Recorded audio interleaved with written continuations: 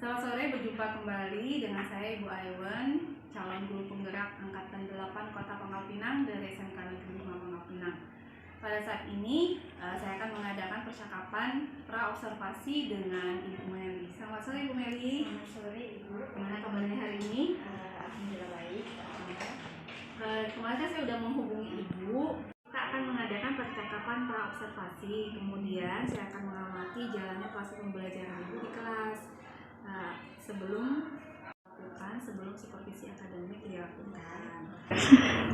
Bu, adapun tujuan dilakukannya supervisi akademik itu adalah untuk mengetahui dan mengevaluasi proses pembelajaran Ibu selama di kelas. Dalam pertemuan ini mungkin ada beberapa hal yang ingin saya tanyakan sama Ibu, gitu ya. Nah, pada pembelajaran Ibu hari Kamis nanti, apa sih tujuan pembelajaran yang ingin Ibu capai? Tujuan pembelajarannya, saya kebetulan mengajar konsentrasi keahlian. Nanti saya akan masuk di kelas 11 farmasi 2 Ya.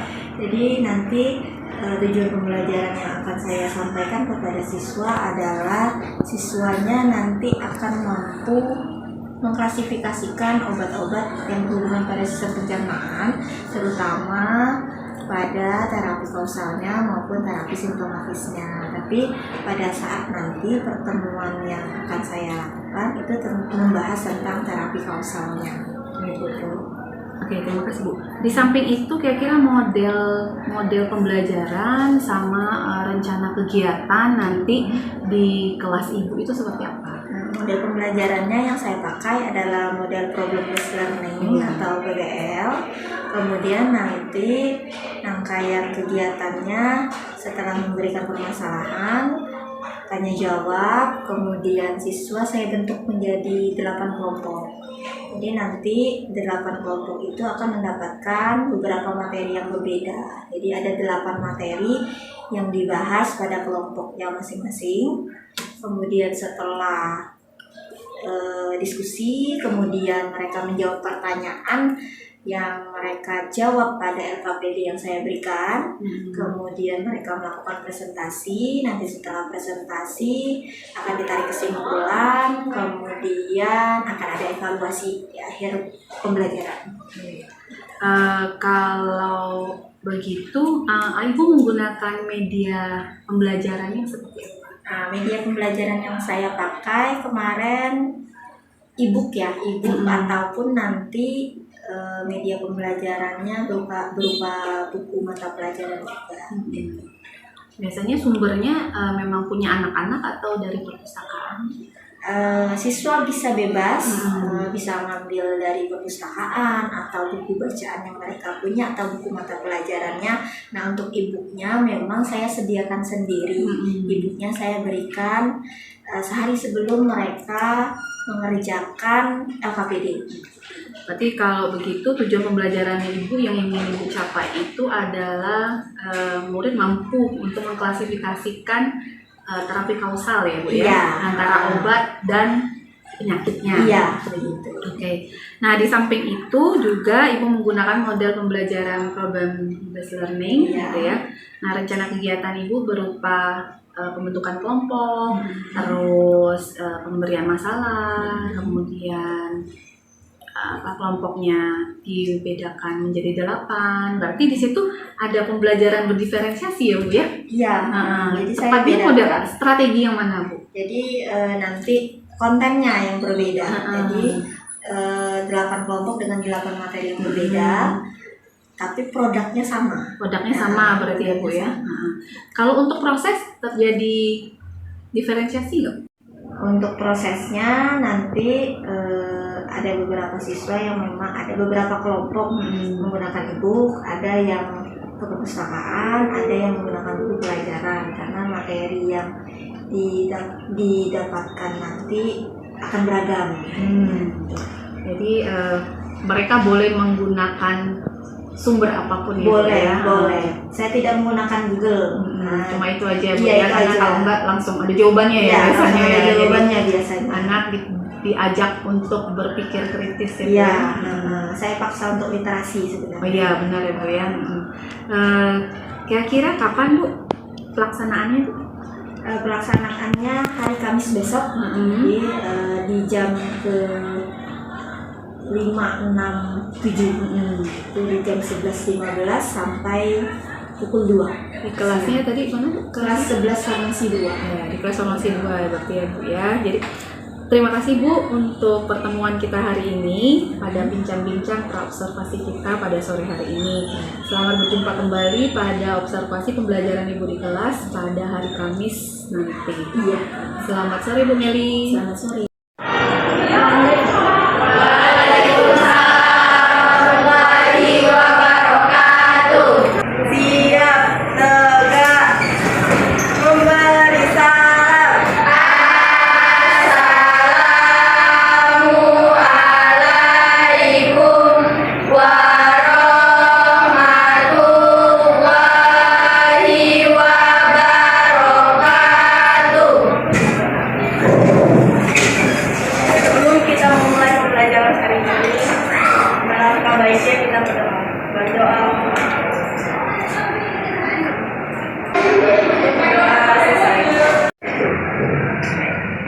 Selamat siang. Siang, Bu. Alhamdulillah hari ini kita kembali lagi di mata pelajaran konsentrasi keahlian elemen farmakologi. Sebelum itu ada yang tidak hadir? Ada.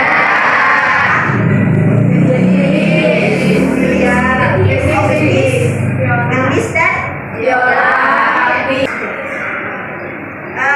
Untuk hari ini kita melanjutkan materi yang kemarin. Kemarin kita sudah melakukan diskusi tentang sistem pencernaan yang berhubungan dengan terapi kausalnya. Jadi kalian sudah Ibu bagi kelompok. Ada berapa kelompok kemarin? 8 kelompok dengan materi-materi yang berbeda setiap kelompoknya.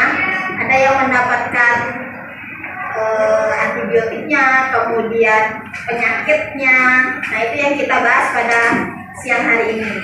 Nah, tujuan pembelajarannya pada siang hari ini yaitu nanti akhirnya kalian akan mampu menganalisis obat-obat yang berhubungan dengan sistem pencernaan, terutama yang berhubungan dengan terapi kausalnya. Jadi terapi-terapi yang berhubungan dengan terapi kausalnya. Jelas? Jelas. Silakan duduk per kelompok untuk memulai presentasi.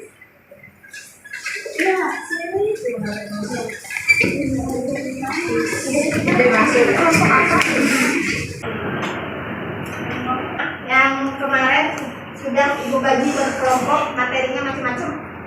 Udah dapat antibiotiknya, kemudian ada yang dapat apa lagi? TBC, kemudian ada malaria, bajingan, tifus, ada satu lagi. Penggolongan obatnya ya, penggolongan antibiotiknya sendiri. Nah, bahas dulu terapi kausal ini apa? Terapi kausal kemarin ada juga terapi simptomatis gejalanya. Kalau ini terapi yang menghilangkan penyakitnya, langsung sumbernya yang dihilangkan.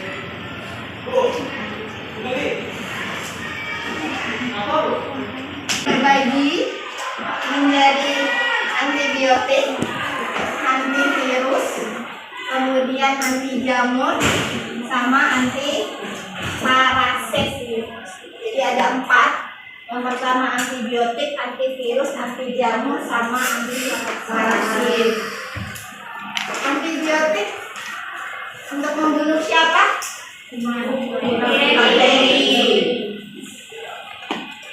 Kalau virus, kalau antivirus, virus. Jamur, anti jamur, jamur. Kalau parasit, contohnya cacingan sama malaria. Cacingan sama malaria. Khusus untuk terapi kausal ini, mekanisme kerjanya. Kan kalau kita belajar yang kemarin mekanisme kerja obat kan ada yang organ. Nah, khusus untuk yang ini, siapa objek yang membuat dia sakit? Di sini kalau objeknya si bakteri, si virus, si jamur, sama si parasitnya sendiri yang dibunuh oleh si obat. Jadi cara kerjanya langsung targetnya siapa? Bukan organ yang ada di dalam tubuh kita yang menjadi target obatnya, tapi yang menjadi targetnya adalah si penyebab pembuat infeksinya itu sendiri. Nah, itu untuk secara mekanisme kerjanya untuk yang terapi kausal. Nah, mengenai ini obat-obat yang menggunakan antibiotik, penyakitnya apa saja dari kelompok-kelompok tadi? Obat-obat yang menggunakan antibiotik, penyakit apa contohnya? Apa? Bukan, penyakitnya yang menggunakan antibiotik. Apa? TBC 1, TBC atau tuberkulosis. 2, Apalagi ya, yang penyakitnya kelompok apa lagi selain TBC? Tipes,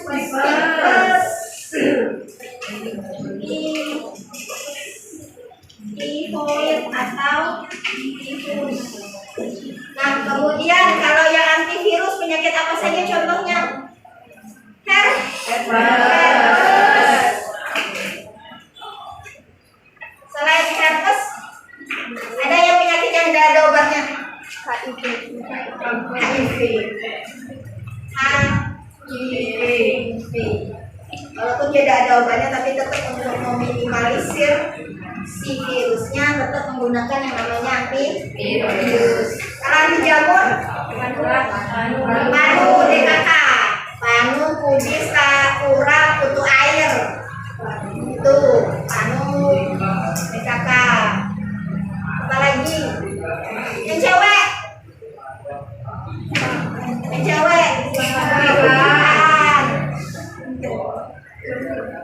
sama satu lagi apa yang ada daerah mulut? Sariawan itu juga jamur. Oh,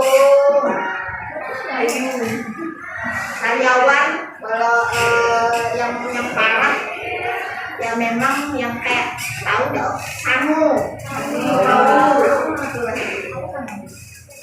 Kemudian antiparasit, cacingan sama malaria. Nah, ini contoh-contoh beberapa penyakit yang memang menggunakan obat-obat antibiotik, antivirus, anti jamur sama antiparasit. Nah, penyakit ini akan kita bahas di kelompok-kelompoknya masing-masing. Jadi silahkan kelompok 1 yang maju duluan. Assalamualaikum warahmatullahi wabarakatuh. Waalaikumsalam warahmatullahi wabarakatuh. Kenalkan, kami dari kelompok 4 ingin mempresentasikan hasil diskusi kami, yaitu tifoid atau tifus. Tipes yang akan dibacakan atau dijelaskan oleh Lailatul. Definisi tifoid atau tifus, penyakit infeksi akut yang menyerang saluran pencernaan. kepada Erina. Baik, yang kedua adalah penyebab tifoid atau tifus. Penyebab tifoid adalah bakteri Salmonella typhosa. Yang ketiga, gejala tifoid atau tifus: demam tinggi lebih dari 1 minggu, gangguan saluran pencernaan, gangguan kesadaran, nyeri kepala, lidah menjadi putih. Selanjutnya, obat tifoid atau tipes, yaitu antibiotik chloramphenicol, supraklor, novaklor, pravacetin, cotrimoxazole. Jika dikonsumsi lebih dari 2 minggu akan menyebabkan gangguan darah. Cotrimoxazole jika dikonsumsi lebih dari 2 minggu akan menyebabkan gangguan darah. Yang cotrimoxazole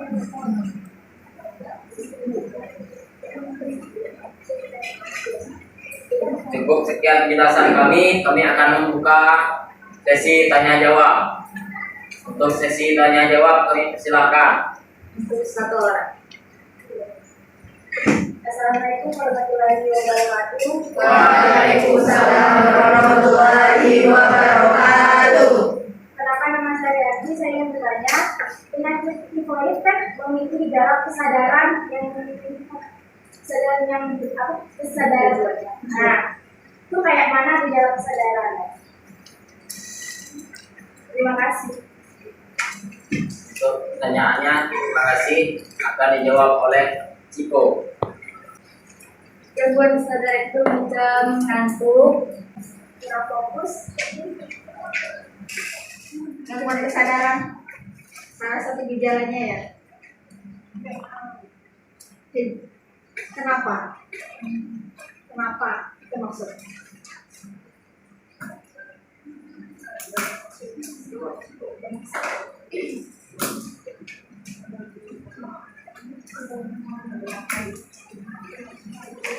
Apakah ada gejala dehidrasi enggak? Ada gejala dehidrasi enggak? Apa? Lidah menjadi putih. Nyambung nggak? Nyambungnya ke sini. Ada gejala yang tidak kalian tampilkan di situ. Jadi ada gejala lanjutan biasanya dari pasien tipes. Itu ada gejala diare. Diarenya. Siapa yang pernah diare? Siapa yang pernah diare? Siapa yang pernah tipes? Pernah. Pernah enggak? Enggak. Apa yang dirasakan? Masih ingat enggak? Lemes. Lemes. Lemes. Apa lagi? Nyeri tidak seluruh badan?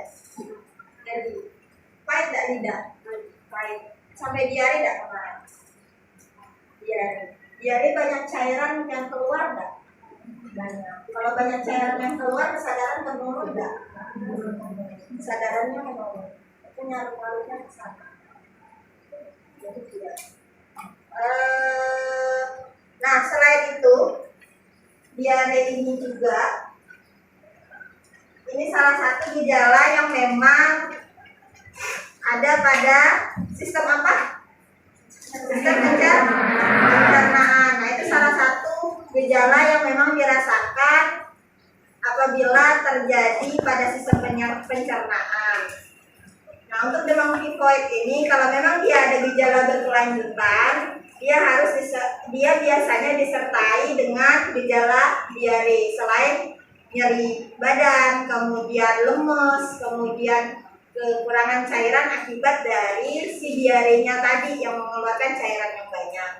Nah, untuk obatnya, kenapa di situ antibiotik? Karena ini adalah penyakit karena bakteri apa tadi? Salmonella typhosa. Nah, itu nama bakterinya yang bisa menginfeksi tipes. Dari mana dapatnya? Dari makanan? Dari minuman yang tidak bersih atau tidak sehat. Jadi sanitasinya atau higienitasnya itu yang kurang bersih. Biasanya seperti itu. Dan pengobatan untuk pasien tipes ini, kalaupun dari literaturnya minimal itu 2 minggu. Harus tuntas 2 minggu baru dia hilang benar itu si bakteri. Kalau seandainya kurang dari 2 minggu, ibaratkan kayak gini, si bakterinya hibernasi itu tidur jangka panjang, iya deh sih. Kayak beruang dikutuk loh, kayak beruang dikutuk. Jadi si bakteri ini kalau memang kita masih kurang dari 2 minggu minumnya, si bakteri Salmonella typhi ini dia akan hibernasi. Di mana letaknya? Di hati. Jadi kalau seandainya pasiennya terinfeksi kembali atau memang tertular, ini penyakit menular atau tidak? Penyakit menular yang namanya terapi kausal pasti menular.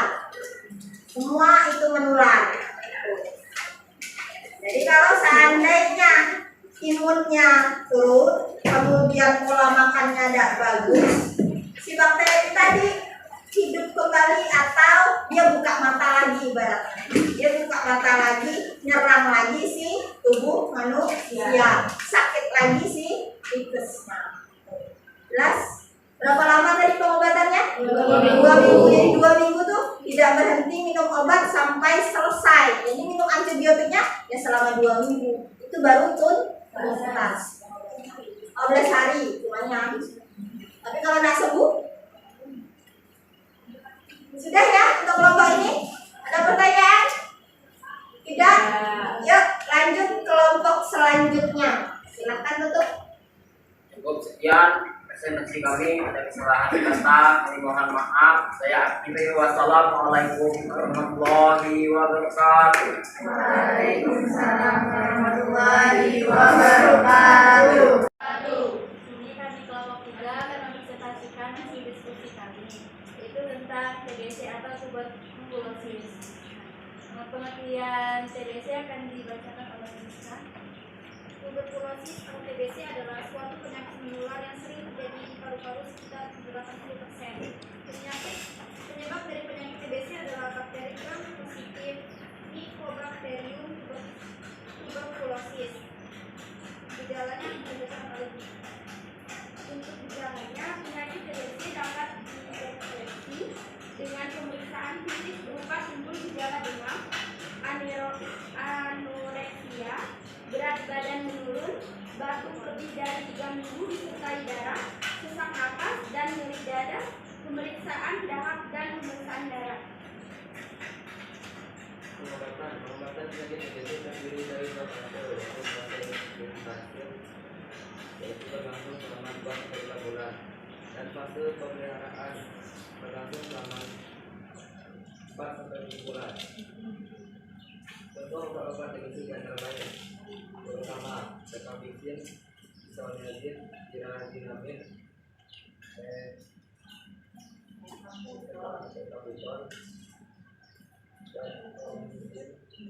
obat tambahannya eksoamid,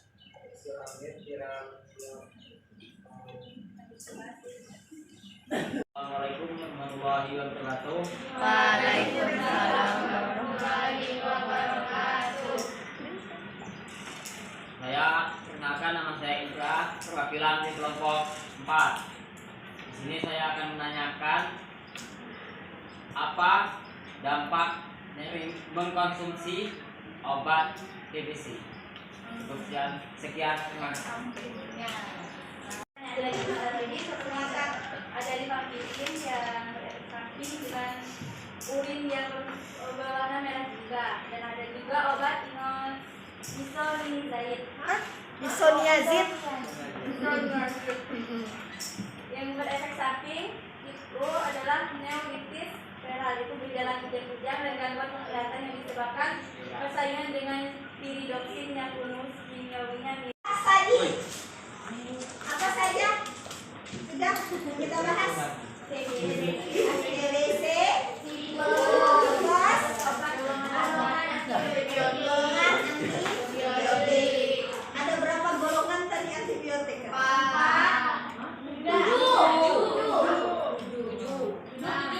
7 yang kita pelajari tadi.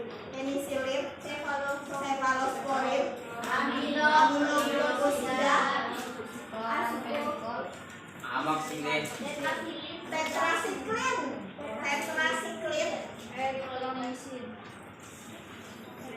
Chlorida, chloramphenicol, sama satu lagi golongan quinolol. Nah, itu ada 7 antibiotik yang kita pelajari tadi. Ada beberapa obat yang memang dihindarkan pada anak kecil, bayi sama ibu hamil. Kemudian penyakit apa saja tadi?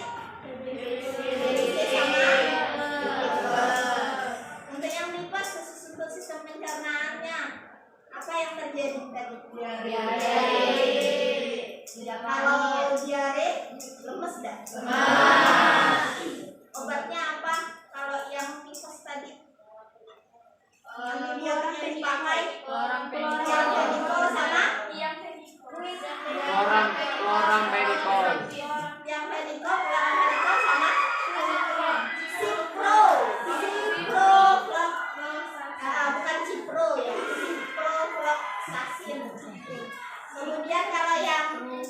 TBC, obatnya apa saja tadi?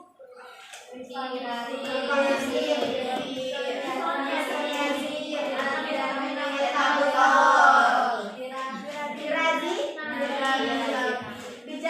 apa?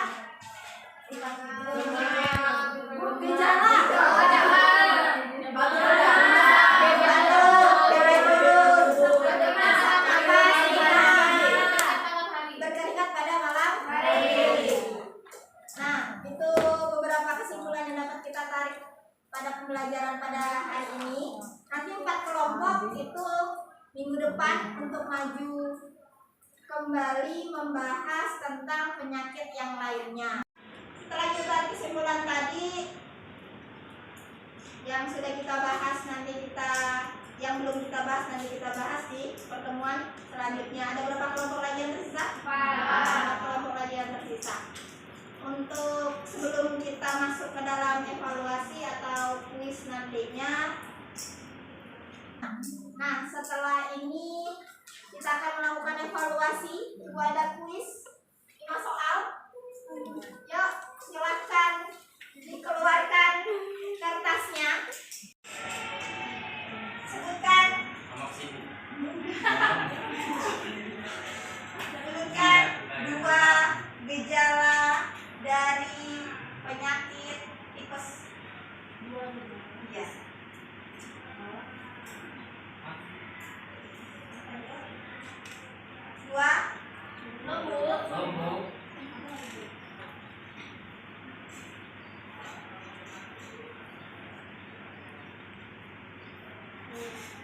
Dua.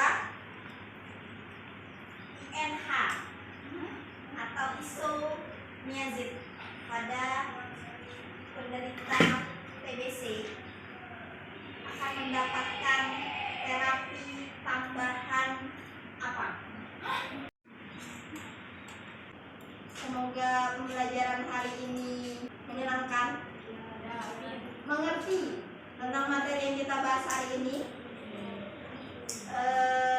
Ibu tutup. Assalamualaikum warahmatullahi wabarakatuh. Waalaikumsalam warahmatullahi wabarakatuh.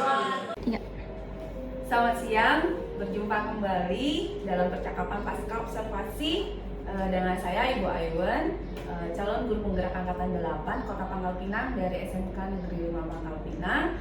Saat ini saya ditemani dengan Pak Hairil Anwar SPD sebagai pengajar praktek angkatan 8 Kota Pangkal Pinang, dan juga saya ditemani dengan Ibu Meli SFAM APT selaku guru pada mata pelajaran konsentrasi keahlian farmasi klinis dan komunitas untuk elemen farmakologi di kelas 11. Selamat siang Bu Meli, selamat siang Pak Hairil, gimana kabarnya hari ini?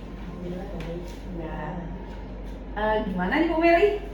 Ada apa ketemu sama saya? Menanyakan yang kemarin Bu, yang saya ngajar kemarin, gimana?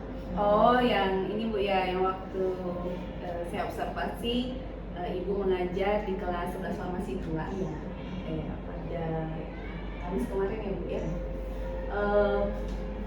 Apa yang ingin Ibu ketahui? Mungkin cara mengajar saya apakah sudah benar atau memang ada permasalahan pada saat saya mengajar Sebelum itu mungkin sebelum kita beranjak ke inti Bu ya, saya ingin nanya itu bagaimana sih perasaan Ibu ketika Ibu diobservasi? Kalau perasaan pertama gugup pasti karena agak berbeda dari yang sebelum, yang biasanya tak pernah ada guru di dalam kelas kan, hanya siswa yang saya hadapi. Gugup yang pertama, kemudian ya mengalir saja perasaannya, mengajar seperti biasanya. Kalau misalnya dari modul ajar yang udah Ibu susun itu ya kemarin ya, apakah tujuan pembelajaran Ibu itu sudah tercapai di pembelajaran kemarin? Kalau dilihat dari tujuan pembelajarannya, sebagian besar sudah tercapai, karena di akhir juga saya melakukan evaluasi terhadap siswa. Nah, kalau boleh saya tanya, coba mungkin bisa Ibu ceritakan kembali gitu bagaimana tahapan pembelajaran Ibu yang disesuaikan dengan modul ajar ini. Tahapan pembelajarannya, saya menggunakan model pembelajaran problem based learning di BBL, di mana saya memberikan kasus. Jadi memang tujuan pembelajarannya kemarin itu mengenai, jadi siswa memang harus mampu untuk mengklasifikasikan obat yang berhubungan dengan sistem pencernaan, terutama pada sistem terapi kausalnya. Jadi saya memberikan masalah, kemudian diawali dengan pertanyaan pemantik ya, pertanyaan pemantik terlebih dahulu, kemudian ada sesi tanya jawab, kemudian saya berikan masalah, kemudian saya bentuk kelompok diskusi untuk mereka mencari informasi. Kemarin saya bagi 8 kelompok dengan materi yang berbeda setiap kelompoknya. Jadi ada yang dapat antibiotiknya, kemudian ada yang dapat penyakitnya, penyakit TBC dan lain sebagainya, kemudian ada penyakit tifoid atau tipes. Nah, setelah mereka diskusi mendapatkan materi, menjawab pertanyaan yang sudah saya berikan AKBD-nya, kemudian mereka presentasi. Nah, setelah presentasi mengutarakan pendapat, diskusi segala macam, kemudian di akhir mengambil kesimpulan lalu evaluasi. Nah, secara garis besar seperti itu. Keluarga saya udah melihat di jalannya sebagian besar dari. Berarti kalau misalnya bisa saya lihat itu berarti udah pertemuan kedua ya Bu? Ya, kemarin pertemuan kedua, karena memang sebelum Ibu observasi saya sudah melakukan terlebih dahulu untuk pertemuan pertamanya, baru Ibunya mengundang untuk observasi, baru pertemuan kedua. Nah, kan kalau saya lihat kan tadi dari modul ajar Ibu, kemudian dari proses jalannya Ibu mengajar, itu kan ada pembelajaran berdiferensiasi di sana ya, untuk saya lihat sih konten dan proses di sana itu. Kok tidak ada produk gitu ya? Misalnya diferensiasi produk yang ada di sana. Nggak ada. Coba mungkin saya dijelaskan gimana diferensiasi. Kemarin saya bentuk 8 kelompok, karena untuk diferensiasinya saya buat per kelompok itu berbeda materi.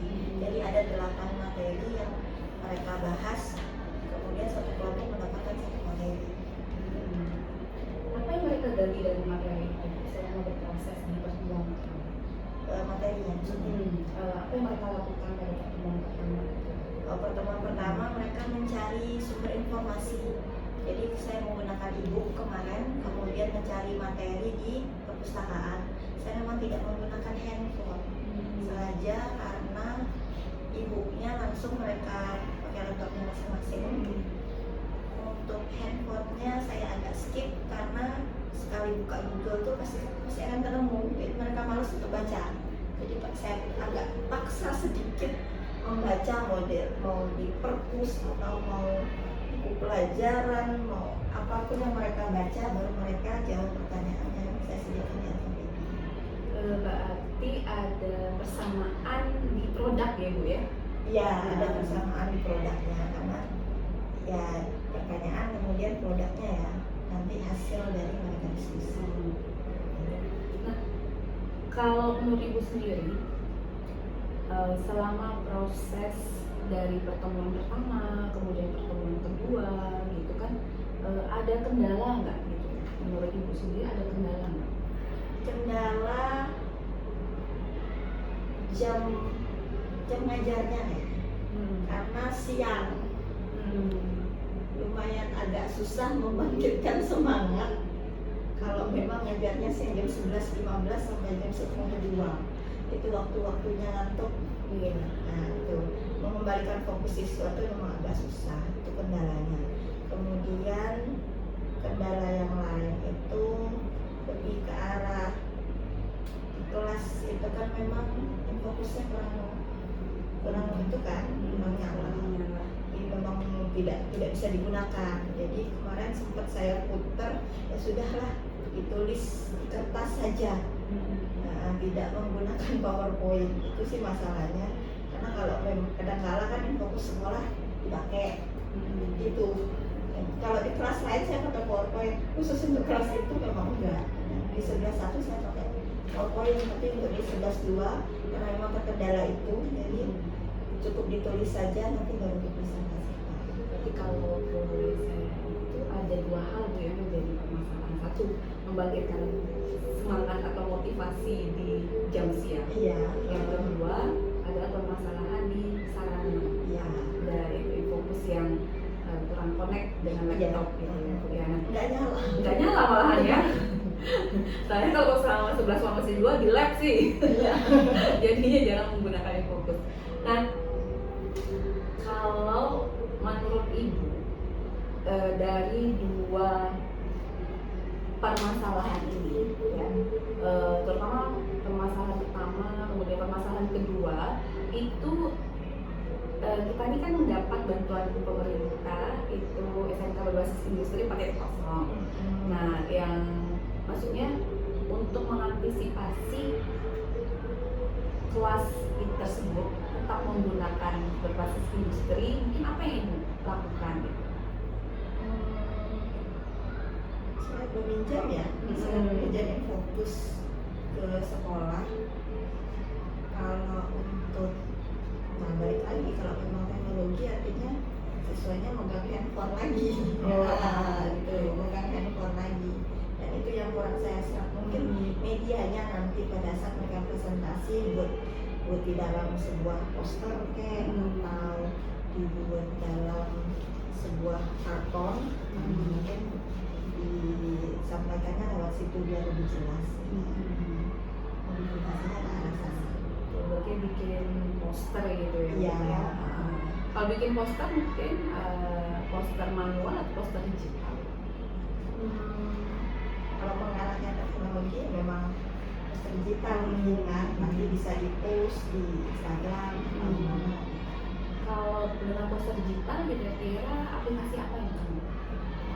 Canva bisa, Canva sih yang bisa, yang lebih familiar ke anak. Karena setiap PowerPoint itu boleh nggak pakai Canva, boleh sekali. Karena anak sudah familiar. Itu yang kedua ya Bu ya. Kalau pertama itu membangkitkan semangat Ibu.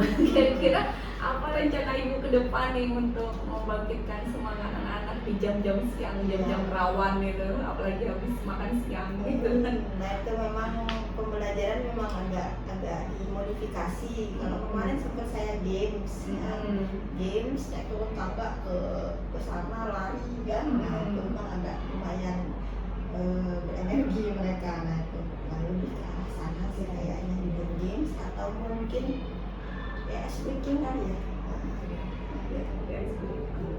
Jadi memang agak lumayan capek di kitanya untuk membangkitkan semangatnya mereka. Kitanya capek, sisanya juga semangat. Berarti kira-kira Ibu akan membuat ice breaking gitu ya, modifikasi pembelajaran, kemudian untuk menambah motivasi siswa. Tapi intinya gurunya ya, di gurunya berarti sekarang ya Bu ya. Nah, dari bincang-bincang kita itu kira-kira sudah ada kan Bu ininya, solusinya untuk permasalahan yang Ibu hadapi pada proses pembelajaran kita kemarin? Kayaknya sudah ya Bu ya. Sudah. Nah, kira-kira kemarin itu kan ada permasalahan, kemudian Ibu coba untuk memberikan solusi, kemudian kira-kira untuk pembelajaran selanjutnya dengan topik yang mana yang kira-kira akan Ibu terapkan untuk dua permasalahan yang tadi? Mungkin di tujuan pembelajaran yang berikutnya kali ya. Yang berikutnya Bu ya? Yang berikutnya tentang kardiovaskular. Tentang jantung dan pembuluh darah. Mungkin lebih kesana kali. Yang berikutnya itu apakah dalam waktu dekat atau mungkin di semester berikutnya? Masih sekitar enggak semester berikutnya. Enggak ya, masih pembelajaran berikutnya setelah pencernaan ini. Nah, setelah pencernaan selesai, masuk TP yang baru. Di dalam waktu dekat eksekusinya Bu ya. Nah, dari kita kan tadi udah saya mau datang untuk melihat atau menanyakan bagaimana pembelajaran saya yang kemarin. Nah, kalau dari proses tanya jawab kita hari ini kan kira-kira ibu sudah bisa memperkirakan kan pembelajaran ibu seperti apa, ya? Sudah kayaknya. Ya. Kira-kira dari perbincangan kita yang tadi ibu bisa menyimpulkan kan apa yang proses pembelajaran ibu yang udah dilalui di Kamis kemarin, kayaknya untuk kedepannya atau mungkin beberapa catatan yang ada yang saat pembelajaran ada nggak? Kesimpulannya yang dapat saya tarik ini pembelajarannya yang lebih digunakan juga lebih bervariasi lagi dengan saran-saran dari ini. Kemudian di sela-sela pembelajaran nanti mungkin bisa diberikan ice breaking untuk menghangatkan mereka. Kemudian di akhir kemarin sudah bilang refleksi yang tidak ada, memang tidak pernah saya lakukan gitu kan, refleksi. Nah itu mungkin di pembelajaran kedepannya saya akan melakukan refleksi tentang pembelajaran selama pembelajaran berlangsung. Indikator atau kalau sekarang kita kenal dengan ATP, tujuan pembelajaran, ya. Terus ada KKTI ya namanya sekarang ya, kalau di kurikulum Merdeka gitu ya, dari tujuan pembelajaran kemudian diturunkan dengan KKTI. Nah menurut ibu, KKTI ibu udah tercapai belum pada saat pertemuan kedua kemarin? Sudah untuk yang terapi kausalnya Udah ya? Sudah. Jadi ada indikator memahami terapi kausal Sudah tercapai ya? sudah. Nah, ini saya akan memberikan catatan kaki saya pada saat saya mengobservasi di Kamis kemarin, minggu kemarin, yaitu dari pendahuluan kemudian ke inti sama penutup gitu ya Bu ya. Berdasarkan modul ajar itu bahwa pendahuluan itu Ibu udah sangat baik menurut saya ya.